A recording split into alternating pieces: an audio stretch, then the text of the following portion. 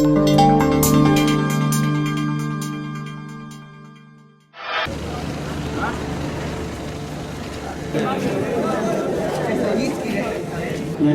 வாழ்த்துக்களை தெரிவித்துக் கொள்கிறேன்.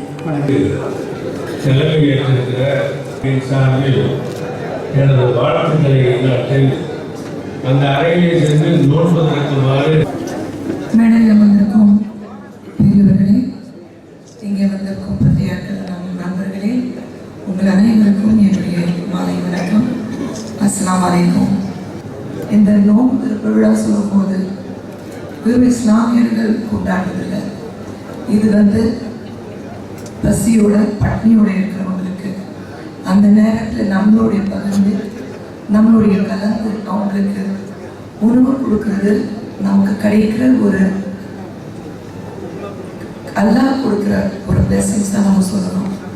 அந்த வகையில் நான் ஒரு இஸ்லாமிய மதத்தில் பிறந்து வளர்ந்து இன்னி வரைக்கும் ஒரு இஸ்லாமிய பெண்ணாக தான் வாழ்ந்துட்டுருக்கேன்.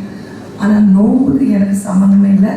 ஏன்னா என் உடம்பு பார்த்தா தெரிஞ்சிடும் நோம்புக்கு எனக்கு சம்மந்தம் இல்லை.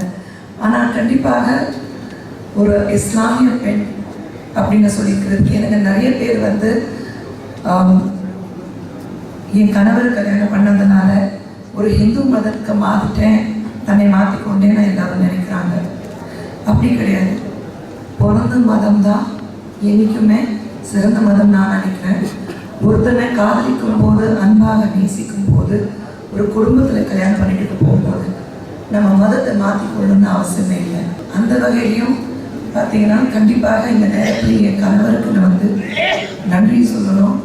ஏன்னா இன்னி வரைக்கும் 20 வருஷ வாழ்க்கையில் என்னுடைய மதத்தை நான் மாற்றிக்கொள்ளணும்னு நான் ஒரு வார்த்தை கூட சொன்னதே கிடையாது. ஸோ அந்த வகையில் கண்டிப்பாக அவர் பாராட்டக்கூடிய ஒரு விஷயம். முஸ்லிம், ஹிந்து வேறு மதம் இருந்தாலும் எந்த மதத்தை நம்ம போட்டுக்கிட்டோமோ அது முக்கியம் கிடையாது. மனித தன்மை எந்த அளவுக்கு நமக்குள்ளே இருக்கு, அதுதான் ரொம்ப முக்கியமானது. உங்கள் அனைவருக்கும் தமிழ்நாட்டில் வாழ்கிற ஒவ்வொரு சிறுபான்மை மக்களுக்கு இவருடைய ரம்ஜான் வாழ்த்துக்கள். அஸ்ஸலாமு அலைக்கும்.